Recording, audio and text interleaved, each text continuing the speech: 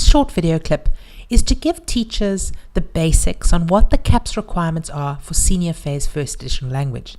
Now, the first thing to note is that 4 hours per week is allocated to First Additional Language. And within these 4 hours, it's essential that we develop certain skills.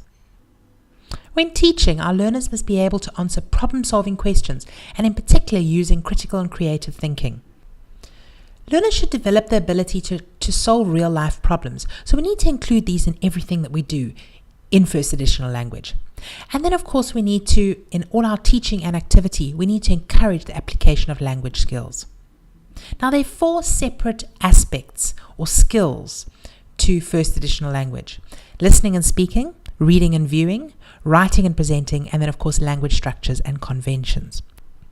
In First Additional Language, the listening and speaking focus on the listening process and the speaking process. It also looks at features and conventions of oral communication, and then in particular examples of expressions used in conventional English. In reading and viewing, and remember again, this is First Additional Language, we look at the reading process, building on intermediate phase and foundation phase. Learners are required to read literary and non-literary texts, and then look at your language features and structures. When it comes to writing and presenting, learners need to engage in the writing process. They also need to bring in their language structures and conventions during the writing process, and again focus on your text types, structures, and language features. Of course, your language structures and conventions need to be taught in conjunction with all the other skills that were mentioned before. So make sure that this is integrated into all your teaching and learning. Your time allocation is really important, and languages, in particular First Additional Language, works on a 2-week cycle. So within those 2-week cycle, your listening and speaking should be about 2 hours or take about 2 hours. Your reading and viewing is divided into comprehension and literature, each an hour and 45 minutes.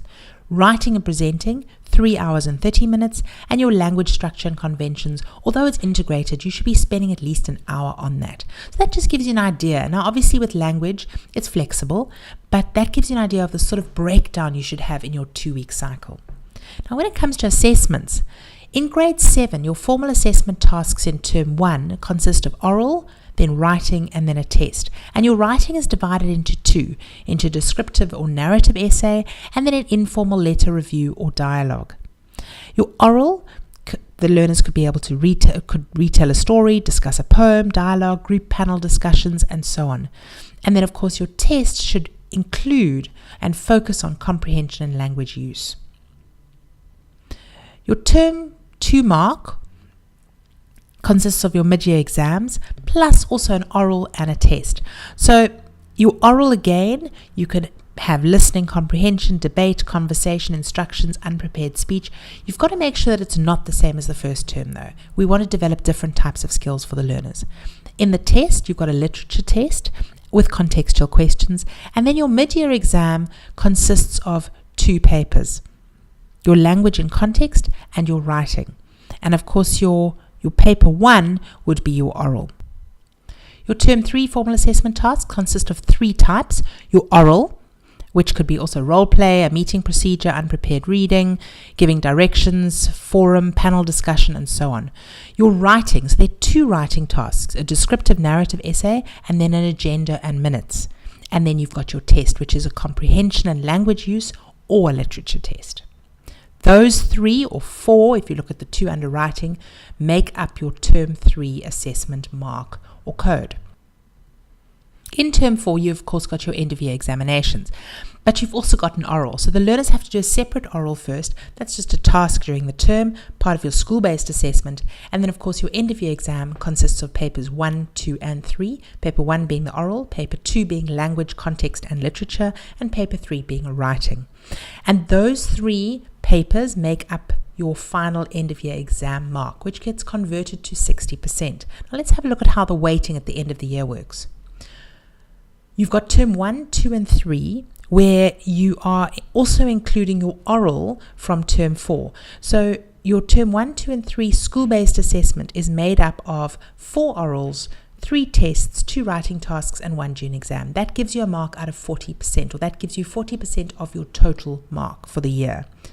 Your exam then consists of, or comes to 60% of the final mark, which together gives you your 100%, which is converted to a code, which says whether the learner progresses or promotes to the next grade.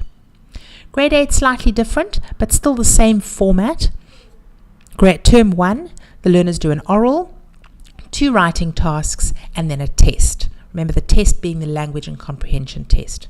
In term 2, the learners do an oral and a writing task, and then they also have their mid-year exams, language and context and writing. Term 3, an oral, 2 writing tasks and a test, and that of course all 4 of those make up your term 3 mark. And then in term 4, there's an oral and then a separate exam, paper 1, paper 2, paper 3. And the same way as grade 7, grade 8, the final marks are calculated. So your term 1, 2, and 3 plus your term 4 oral mark makes up your 40% school-based assessment marks. 60% comes from your end-of-year exam, which makes up your 100% at the end of the year. Once again, grade 9, very similar, except the actual tasks are different. So you'll notice that your oral or your writing tasks are slightly different to what the grade 7s and 8s are doing. Term 1, you've got your oral, your 2 writing tasks, and then your test. Term 2, now there's a little bit more in term 2 because there are 4 papers for your mid-year exam. So besides the mid-year exam, the learners have to do an oral and a writing task. And then for their mid-year exams, they have to do paper 1, which is your oral, paper 2, language and context, paper 3, writing, and then a separate paper, paper 4, which is introduced in grade 9, which is 10% of the exam mark, which is a literature paper. In term 3, same as grade 7 and grade 8, 4 tasks, except the context is slightly different. So under the writing, they have to do a covering letter and a CV, whereas in grade 7 and 8, they have to do something slightly different. But again, oral, 2 writing tasks and a test. In term 4, the learners have to do an oral separate to the exam as well. So that's an oral which contributes to the school-based assessment. And then you've got your mid-year exams, same as June exam in grade 9, 4 papers, all contributing to the 100% mark given for the end-of-year exams. To calculate the learner's final code at the end of the year in grade 9, you once again take term 1, term 2, and term 3's school-based assessment marks, including the June exam and including the oral done in term 4, which is not part of the exam. All of that together makes 40% of the final mark. Then, of course, you've got your end-of-year examination, which consists of 4 papers, paper 1, 2, 3, and 4. That together is converted to 60%, and the 40% from school-based assessment and the 60% from the exam together form the 100%, which forms the learner's final code to decide whether the learner is going to be promoted to the next grade. What's really important to remember is that daily assessment is essential because we want to monitor the teaching and learning all the time. It's too late at the end of the year. We need to make sure all the time that we know where the learners are at and we're developing their skills. As a first additional language teacher, there's certain things we need to keep in mind. The first is that FAL learners need as much exposure to the language as possible. We need to encourage reading and encourage listening in the language. Reading is such an effective method for developing and extending vocabulary. And we need to use as much text as possible. But remember, the text must match the level of the learner, or they'll lose interest and they're not going to learn anything.